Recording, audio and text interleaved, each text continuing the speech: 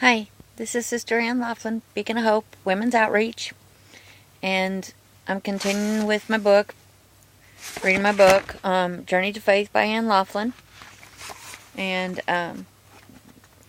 because, like I said before, it's on a 5-minute limit, so at this moment I'm going to read the introduction.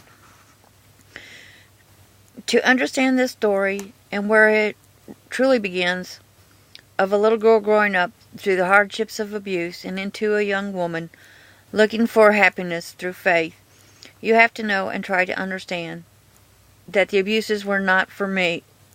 Abuses were for me.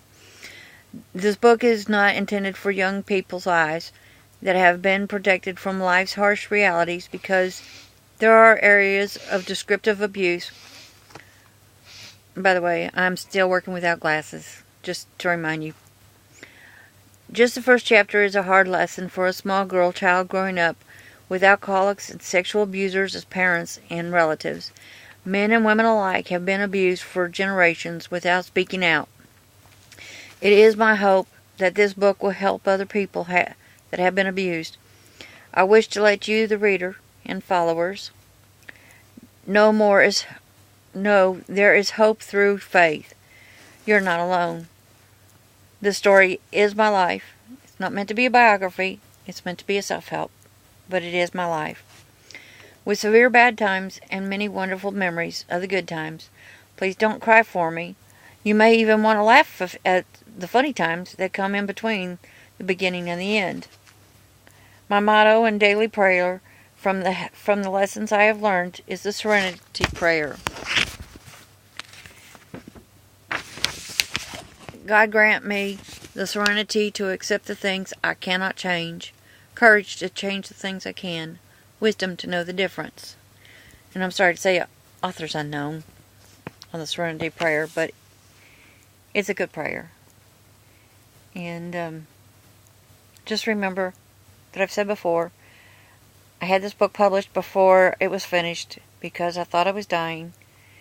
Thanks to all the doctors who kept saying, you're dying, you give me all the different time frame limits. And by the way, we don't have a deadline date stamped on our foot, and not one doctor can tell you you've got a time limit. Only God knows that. So our job is to continue living our life to the best possible. We have to make decisions based on knowing what's right from wrong, what's in our heart. And hopefully, my goal is, by sharing my book and connecting the dots, because, like I said, having the book published before it was actually finished, the history is there, but connecting the dots to the emotions and the decisions and the feelings, they're disconnected at this moment, but I'm hoping that I will connect them. And hopefully that this helps you followers, you viewers, to know that having faith not just in Jesus Christ, but faith in yourself is very important. I started to say more important, but it's not really more important, but it's equal important. Because without faith in yourself, it does you no good to do anything else. You have to do the hard work.